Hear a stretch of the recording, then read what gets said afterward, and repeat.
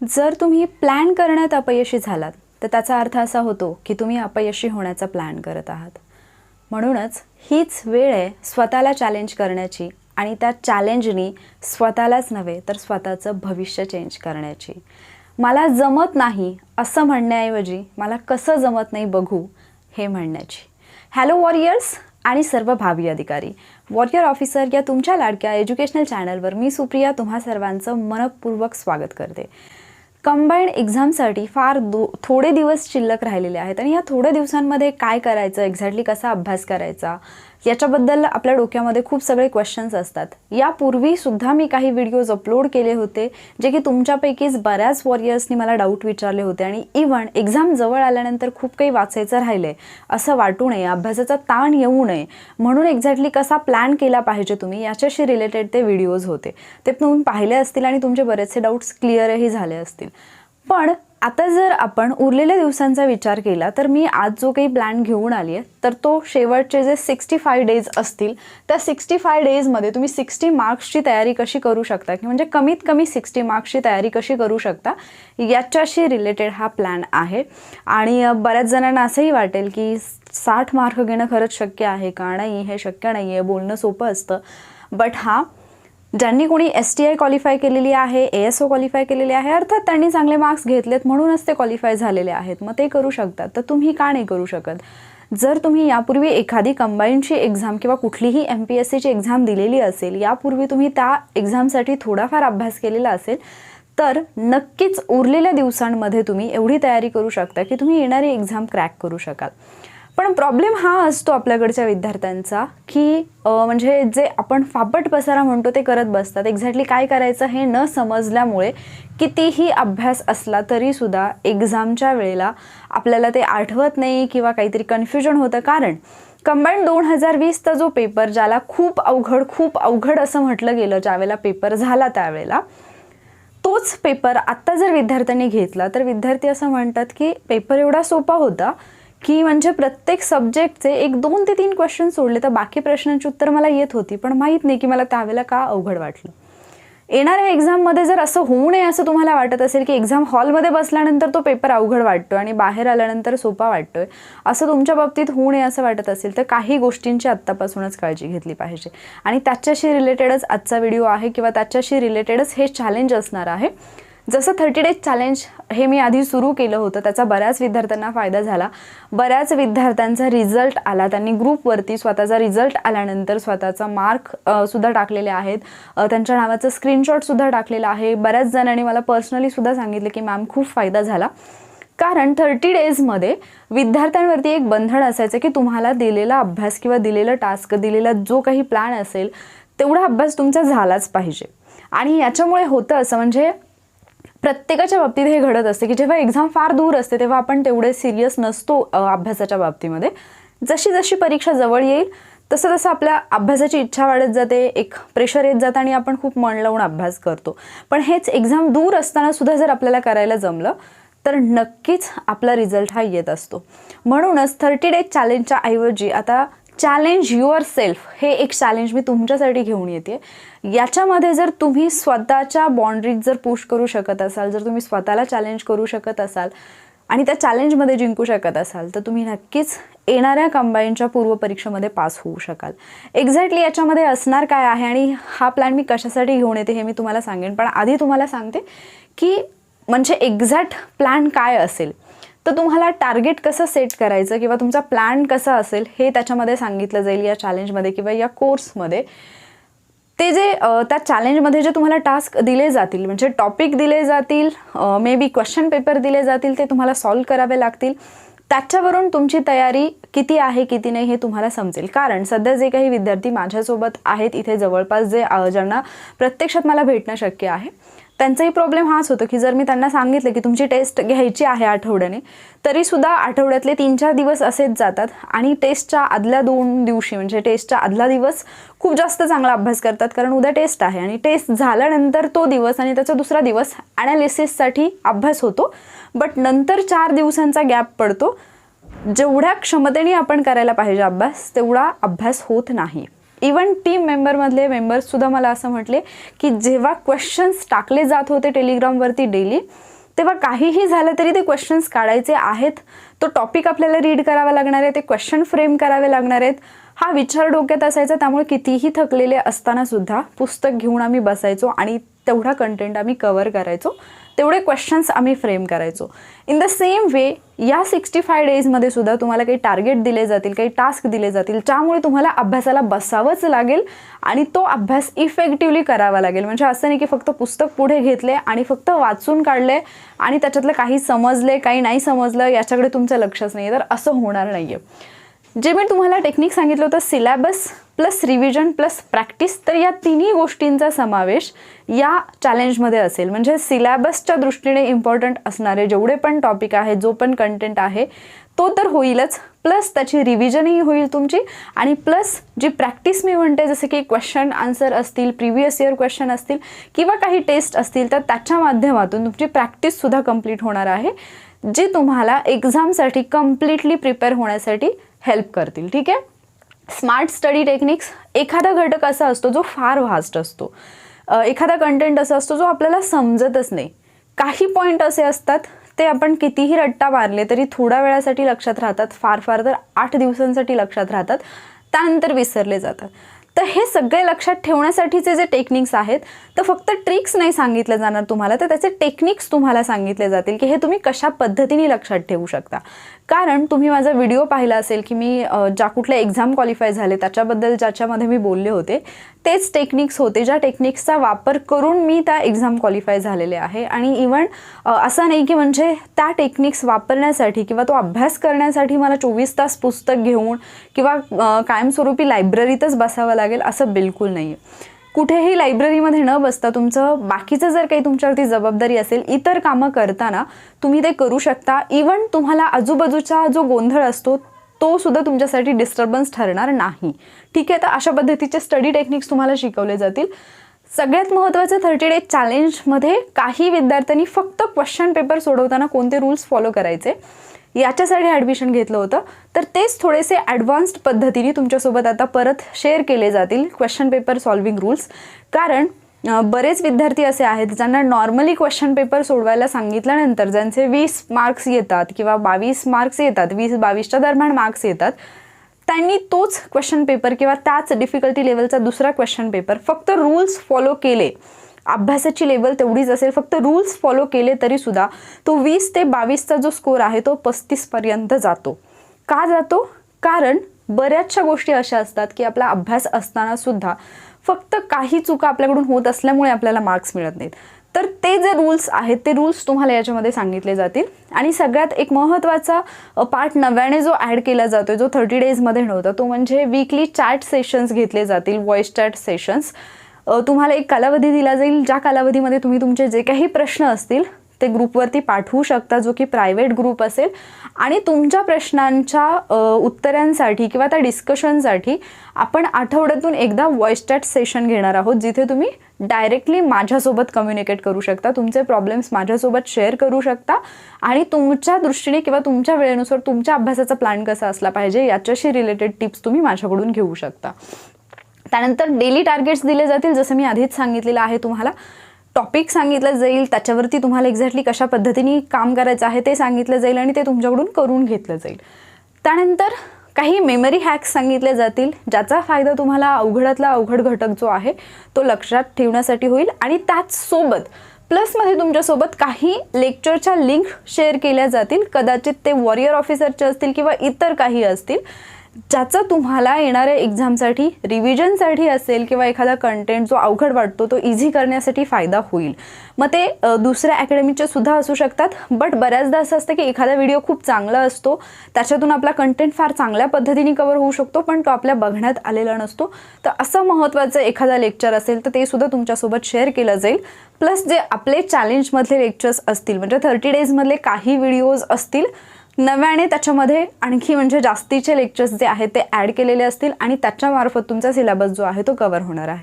म्हणजेच या चॅलेंजमध्ये तुम्हाला एकूण 6 विषयांचे लेक्चर्स मिळणार आहेत. इम्पॉर्टंट टॉपिक लिस्ट असेल किंवा टाइम टेबल असेल ते तुम्हाला आपल्या टेलिग्राम चॅनलवरती पाठवण्यात येईल. ठीक आहे. त्या 6 विषयांमध्ये फक्त मॅथ्स आणि रिझनिंग नाही आहे, बट मॅथ्स आणि रिझनिंगसाठी अभ्यासाच्या ज्या टिप्स आहेत त्या मी तुमच्यासोबत डेफिनेटली शेअर करणार आहे. मग उरलेले जे 6 विषय आहेत, जसे की इतिहास आहे, भूगोल आहे, राज्यघटना आहे, अर्थशास्त्र आहे, विज्ञान आहे, चालू घडामोडी आहे, तर या 6 विषयांचे लेक्चर्स तुमच्यासाठी अवेलेबल करून दिले जातील. अवघड संकल्पना ज्या आहेत त्या सोप्या भाषेत, जसे की यापूर्वीचे लेक्चर्स तुम्ही माझे पाहिले असतील, तुम्हाला जर ते समजत असतील, तुम्हाला वाटत असेल की हा इझिएस्ट वे आहे, तर तुम्ही ते फॉलो करू शकता. कारण जर ते लेक्चर्स तुम्हाला समजत असतील तरच तुम्हाला पुढचे माझे लेक्चर्स समजतात, हे तुम्ही त्याच्यावरून गेस करू शकता. आणि जर तुम्हाला ते समजले असतील, फायदेशीर ठरले असतील, काही जे लेक्चर्स आहेत यापूर्वीचे त्याच्या लिंक मी डिस्क्रिप्शनमध्ये देईन, त्याच्यावरून तुम्ही अंदाज बांधू शकता की मी कशा पद्धतीने शिकवते आणि त्याच्यानंतर तुम्ही ॲडमिशनचा निर्णय घेऊ शकता. मजेशीर ट्रिक्स, जसं मी प्रत्येक वेळेला हे सांगते की ट्रिक्स या खूप ठिकाणी तुम्हाला मिळतात कुठल्याही टॉपिकच्या, पण ट्रिक्सच्या बाबतीमध्ये एक प्रॉब्लेम असतो की कुठल्याही व्यक्तीने जर एखादी ट्रिक तयार केली तर त्या व्यक्तीचं स्वतःचं एक लॉजिक असतं, त्या ट्रिकच्या मागे त्या व्यक्तीची स्वतःची एक स्टोरी असते डोक्यामध्ये तयार झालेली. जर तुम्हाला ती स्टोरी नाही समजली तर फक्त ट्रिक्स तुम्हाला समजू शकत नाहीत, किंवा जरी त्या समजल्या तरी त्या फार शॉर्ट टाईमसाठी लक्षात राहतात, एक्झामच्या वेळेला त्या आठवत नाहीत. बट वॉरियर ऑफिसरच्या जेवढ्या पण ट्रिक्स शेअर केल्या जातात, ती ट्रिक कोणत्या टॉपिकशी रिलेटेड आहे हे त्या ट्रिकमध्येच मेन्शन केलेलं असतं. त्यामुळे तुमचं कुठेही कन्फ्युजन होणार नाही की ही ट्रिक कशाची आहे, किंवा ट्रिक्स एवढ्या सगळ्या झाल्यात की कुठली ट्रिक कुठे वापरायची हेच कळत नाही आहे, हे कन्फ्युजन तुमचं होणार नाही. हा झाला एक मुद्दा. आणि दुसरा मुद्दा, लेक्चरमध्ये त्या ट्रिकच्या पाठीमागचं लॉजिक काय आहे हे सुद्धा तुम्हाला एक्सप्लेन केलं जाईल, ज्याचा फायदा तुम्हाला तो कंटेंट लक्षात ठेवण्यासाठी तर होईलच, पण त्याचबरोबर जेव्हा तुम्ही स्वतः अभ्यास करत असाल त्यावेळेला तुमचं ट्रिक्स बनवण्याचं जे स्किल आहे ते डेव्हलप होण्यासाठी सुद्धा तुम्हाला त्या लॉजिकचा फायदा होणार आहे. ठीक आहे, तर याच्यामध्ये ट्रिक्ससुद्धा असतील. दुसरा एक मुद्दा येतो की बरेच विद्यार्थी असे आहेत की ज्यांचा स्कोअर चांगला येतो, ज्यांची ॲक्युरसी चांगली आहे, पण जसं की आपण ज्यावेळेला पेपर सोडवायचा असतो त्यावेळेला आपण एवढे त्यात वाहत जातो आणि आपल्याला कळत नाही, किंवा आपला अटेम्प्ट वाढवण्याच्या नादामध्ये आपण अशा पद्धतीने पेपर सोडवतो की आपले निगेटिव्हमध्ये खूप जातात.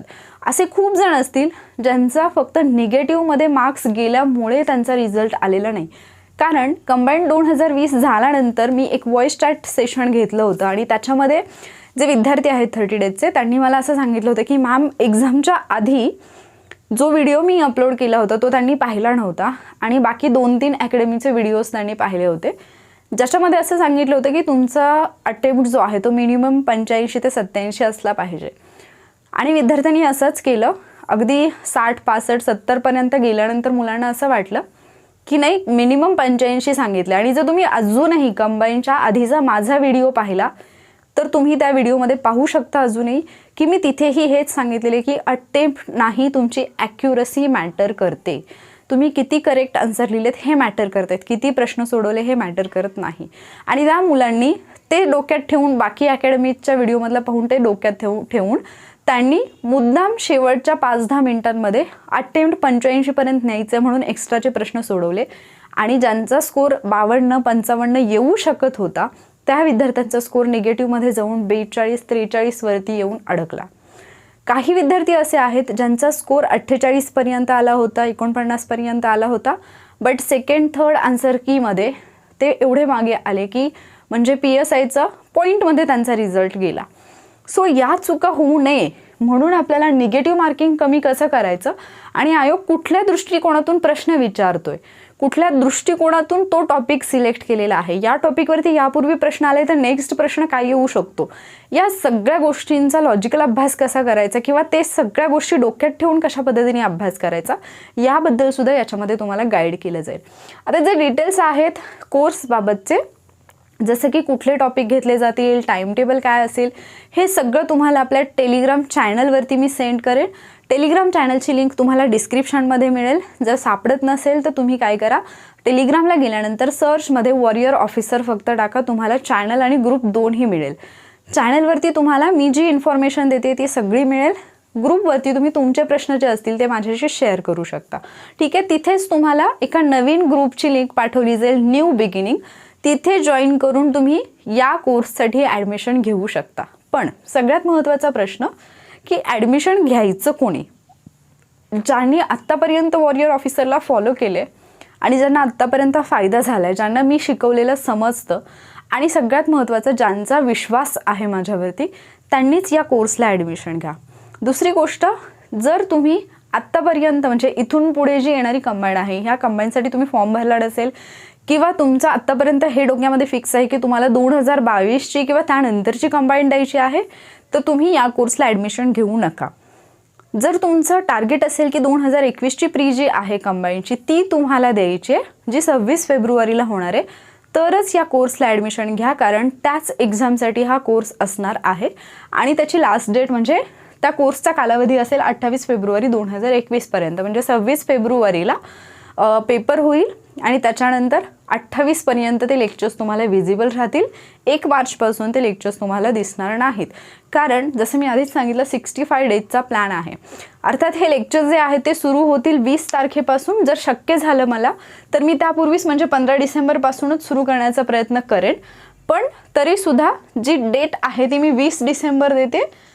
बट मी अजून एकदा सांगते की शक्य झालं तर 15 डिसेंबरपासून सुद्धा लेक्चर्स द्यायला मी सुरुवात करेन. ठीक आहे. कारण जे 30 डेजमधले काही लेक्चर्स आहेत जे विद्यार्थ्यांसाठी खूप इफेक्टिव्ह होते, खूप फायदेशीर ठरले होते, ते लेक्चर्ससुद्धा त्याच्यामध्ये अवेलेबल केले जातील. त्यामुळे 15 डिसेंबर किंवा 20 डिसेंबर म्हणजे ऑफिशियल डेट तर मी 20 डिसेंबर सांगते, पण तुमचं ॲडमिशन झाल्यानंतर कदाचित 15पासून सुद्धा तुम्हाला लेक्चर मिळायला सुरुवात होऊ शकते. जरी 20पासून लेक्चर्स मिळणार असतील तरीसुद्धा तोपर्यंत तुम्ही काय करायचं याच्याबद्दल सुद्धा तुम्हाला ॲडमिशन नंतर वेळोवेळी गाईड केलं जाईल, जो की आपला टेलिग्रामवरती प्रायव्हेट ग्रुप असेल त्याच्यावरती. तर ॲडमिशन घ्यायचं कसं, तुम्ही ग्रुपला जॉईन व्हाल, टेलिग्रामच्या चॅनलला जॉईन व्हाल, तिथे लिंक सेंड केली जाईल न्यू बिगिनिंग या ग्रुपची. तिथे तुम्ही जॉईन झाल्यानंतर तिथे तुम्हाला सगळे डिटेल्स पाठवले जातील की ॲडमिशन कसं घ्यायचं आहे. तिथे दिलेल्या सूचना व्यवस्थित वाचायच्या आहेत, त्याच पद्धतीने ॲडमिशनची प्रोसिजर करायची आहे. आणि सगळ्यात महत्त्वाची एक सूचना असते तिथे की तुमचा correct email I D send करा. तर तुम्हाला तुमचा correct email I D admission झाल्यानंतर सेंड करायचा आहे. कारण त्याच ईमेल आय डीवरती तुम्हाला जो ग्रुप असेल नवीन त्याची लिंक मिळेल, जो नवीन चॅनल असेल प्रायव्हेट त्याची लिंक मिळेल, प्लस त्याच ईमेल आय डीवरून तुम्ही लॉग इन असलेल्या यूट्यूबला तुम्हाला लेक्चर पाहता येतील, कुठले जे कोर्सचे लेक्चर्स असतील ते. ठीक आहे. त्यामुळे ईमेल आय डी देताना करेक्ट ठेवायचं. आता सगळ्यात महत्त्वाचा मुद्दा येतो की याच्यासाठी फीस किती आहे. मी ऑलरेडी मार्केटिंग टीममध्ये काम केलेलं आहे, बट मी माझ्या लाईफमध्ये किंवा जसं वॉरियर ऑफिसर चालू झालं तेव्हापासून मी मार्केटिंग कधीही कुठल्याच बाबतीत यूज केलेलं नाही.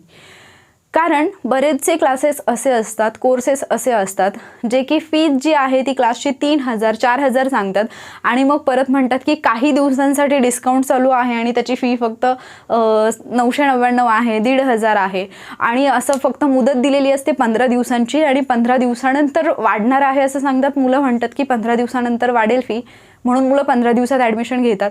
बट 1 वर्ष झालं तरीसुद्धा त्या कोर्सचा डिस्काउंट तसाच चालू असतो. सो मला माहिती आहे की जर एखादं प्रोडक्ट चांगल्या पद्धतीने खपवायचं असेल तर त्याच्यावरती 2,000चा जर टॅग लावला, म्हणजे समजा तुमच्यासमोर एक ड्रेस आहे, त्या ड्रेसची किंमत आहे 1,000 रुपये आणि दुसरा ड्रेस आहे त्याची किंमत आहे 2,000. हा टॅग तुम्हाला डायरेक्ट दिसतोय 1,000 रुपयेचा, इकडे दुसरा ड्रेस आहे त्याच्यावरती 2,000ची किंमत आहे, पण इथे काट मारली आहे आणि इथे डिस्काउंट लिहिलं आहे आणि इथे 1,500 लिहिले, तर तुम्ही या ड्रेसऐवजी हा ड्रेस खरेदी करत असता. कारण तुम्हाला असं वाटतं की याची किंमत तुलनेने जास्त आहे, इथे डिस्काउंट चालू आहे. किंवा मे बी हा ड्रेस जर 800 रुपयेचाच असेल आणि इथे जर 900 रुपये किंमत टाकलेली असेल तरीसुद्धा तुम्ही हाच ड्रेस घ्याल.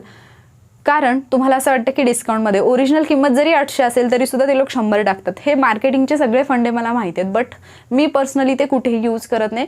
कारण पहिल्यापासून अशाच विद्यार्थ्यांना मी हेल्प करायचा प्रयत्न केला जे माझ्यासारख्या परिस्थितीतून येतात. सो लास्ट इयरपर्यंत 30 डेज चॅलेंज होतं. 30 डेज चॅलेंजसाठीची फी 699 होती. यावेळेला फक्त 100 रुपीज मी वाढवलेले आहेत आणि ही जी फी आहे ती 799 रुपये असेल पर स्टुडंटसाठी. ठीक आहे. 799 मध्ये तुम्हाला 6 विषयांचे लेक्चर्स मिळतात. त्याच्यावरून तुम्ही कम्पेअर करा की तुम्हाला किती मिळते एवढ्या याच्यामध्ये. आणि जर तुम्ही बाकी कुठेही पाहिलं तर एका सब्जेक्टसाठी फी मिनिमम 1,000 रुपये आहे. ठीक आहे. सो 799 मध्ये तुम्हाला विषयही मिळतात, बाकीचे स्ट्रॅटेजी मिळते, प्लस व्हॉइस चॅट सेशन. कारण फक्त ऑडिओ लेक्चर्ससाठी किंवा फक्त व्हॉइस चॅट सेशन अरेंज करण्यासाठी सुद्धा 1,000 रुपये मिनिमम फीज आहे. ठीक आहे. सो याच्यावरून जर कोणाला क्वेश्चनिंग करायचं असेल की खूप जास्त फी आहे असं तसं, तर तुम्हाला हात जोडून विनंती आहे तुम्ही कोर्स विकत घेण्याचाही विचार करू नका. कारण हे जे काही मी तुम्हाला देते त्याच्यासाठी मला जी मेहनत घ्यावी लागते त्याचा मोबदला म्हणून मी हे घेते.